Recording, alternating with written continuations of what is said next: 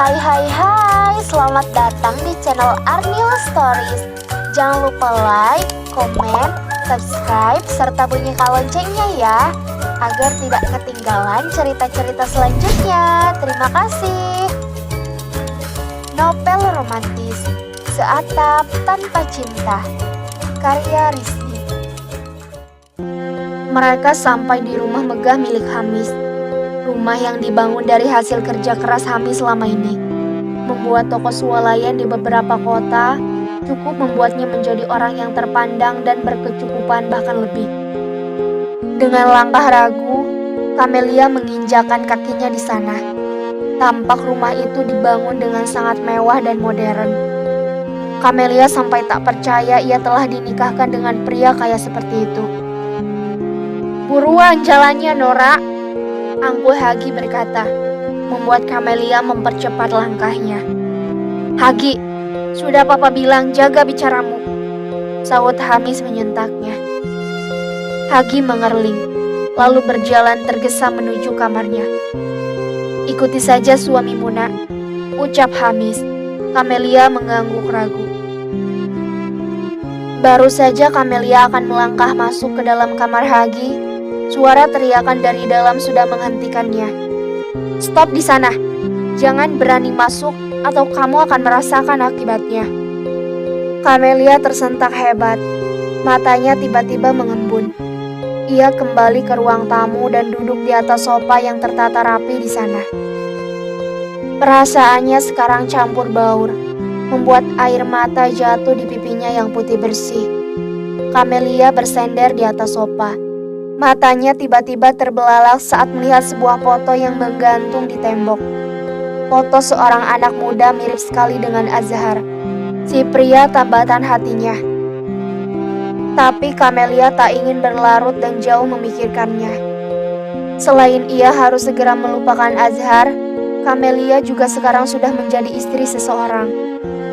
"Kamu masih di sini, nak?"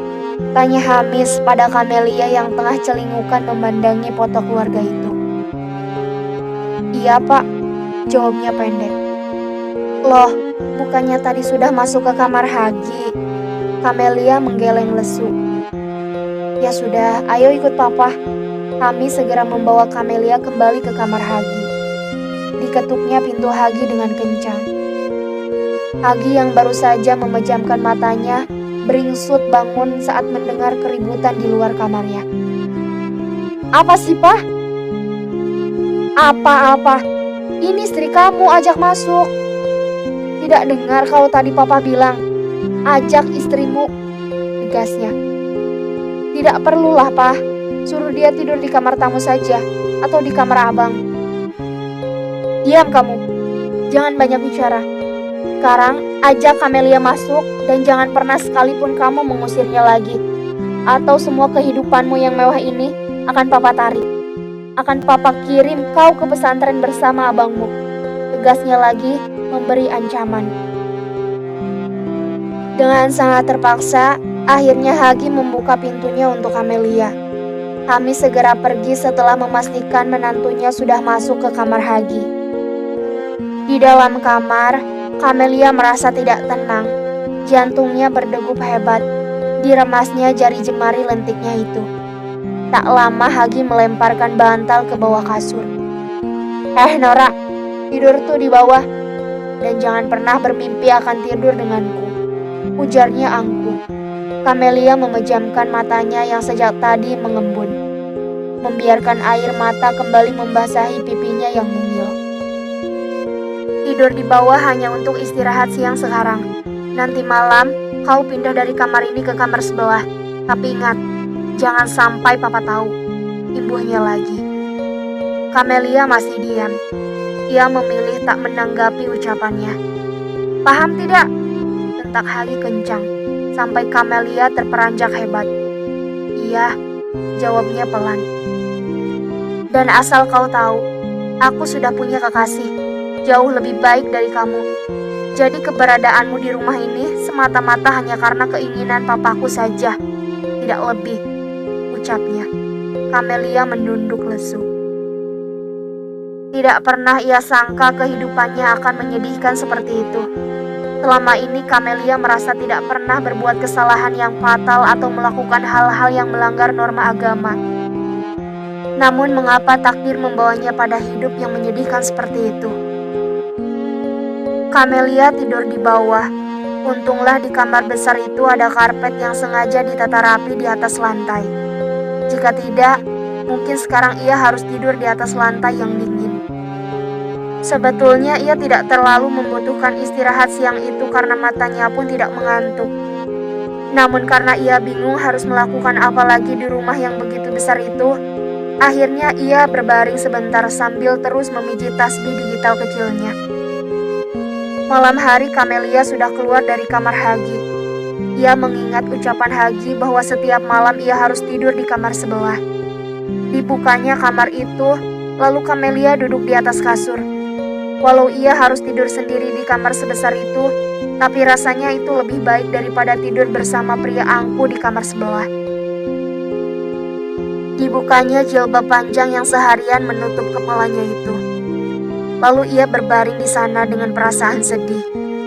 Jika biasanya pada jam-jam seperti itu, Camelia sedang sibuk mencari kitabnya dan pergi ke madrasah, sekarang ia justru sedang bersedih sendiri meratapi nasibnya. Sesekali terlintas dalam pikirannya bayangan Azhar, pria yang baru saja mengungkapkan cinta padanya. Entah Azhar sudah menerima suratnya atau belum, tapi jika memang sudah, Camelia yakin sekarang Helena teman baiknya sudah bahagia karena cintanya tidak bertepuk sebelah tangan lagi. Camelia kembali bangkit. Ia ingat belum membawa barang-barangnya di kamar Hagi.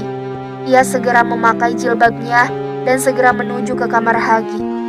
Camelia mengetuk pintu kamar Hagi dengan kencang. Hagi beringsut bangun. "Ada apa lagi sih?" tanyanya. Camelia memilih tak menjawab. Ia segera menerobos masuk ke dalam dan mengambil kopernya. Kurang ajar banget kamu ya," sentak Hagi. Lagi-lagi Camelia hanya diam tak menanggapi. Ia segera menyeret kopernya ke kamar sebelah. Selesai mengambil kopernya, Camelia lantas menaruh barang-barang miliknya di dalam lemari. Tidak peduli apa kata pria angkuh itu, ia tidak akan pernah mau berpura-pura tidur di kamarnya lagi. Camelia memutuskan untuk tidur di kamar itu selamanya. Setelah menaruh barang-barang miliknya, ia segera pergi berwudu dan membaca surat Al-Mulk sebelum tidur. Kata sang guru, membaca surat Al-Mulk sebelum tidur sangatlah penting, agar selama kita tidur, para malaikat menjaga kita. Sebab itulah Camelia tidak pernah meninggalkan ritual sebelum tidurnya itu. Sementara di kamar sebelah, Hagi yang sejak tadi masih terjaga sebab sedang menunggu kabar dari sang kekasih yang tak kunjung mengabarinya. Ia mendengar suara Camelia tengah mengaji. Entah kapan terakhir kalinya ia mendengar suara seorang perempuan di rumah itu. Setelah kepergian sang mama, ia jadi jarang sekali mendengar bahkan sekadar suara dehaman seorang perempuan di rumah itu. Selesai membaca surah Al-Mulk, Camelia terlelap di atas kasurnya. Esok hari Camelia bangun pukul 4:30 pagi. Terbiasa hidup di pondok dengan aturan disiplin yang ketat, membuatnya terperanjat hebat sebab baginya 4:30 pagi adalah waktu yang terlalu siang untuk bangun tidur. Camelia segera gerasah gerusuh mencari jilbab-jilbabnya. Setelah mandi dan sholat subuh, ia segera pergi ke dapur. Dibukanya kulkas yang berdiri amat besar itu. Isinya lumayan penuh dengan frozen food. Ia bisa mengolahnya untuk sarapan hari ini. Setelah melihat isi kulkas, Camelia melihat setumpuk piring kotor yang sudah berbau busuk. Tampaknya dua orang pria di rumah itu senang sekali menumpuk piring bekas makan mereka. Dengan sigap, Camelia segera mencuci semua piring dan gelas kotor itu sebelum bau busuknya menyebar kemana-mana.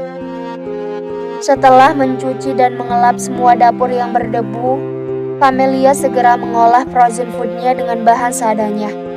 Selama mengolah frozen food, Camelia banyak sekali berpikir. Entah mengapa rumah sebesar itu tidak ada ART ataupun pegawai. Hanya ada security yang menjaga gerbang depan. Camelia mulai menyiapkan sarapan untuk dirinya, Hagi dan sang papa mertua di atas meja. Setelah sarapan, ia akan pergi ke pasar untuk belanja sayuran. Senang sekali akhirnya ia bisa masak untuk seorang pria yang ia panggil papa. Karena sejak kecil, ia kerap merindukan momen itu.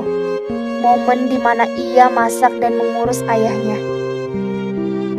Tak lama Hagi turun dari kamarnya. Ia terbelalak melihat sederet masakan sudah tersedia di atas meja. "Masak buat siapa kamu?" tanyanya angkuh.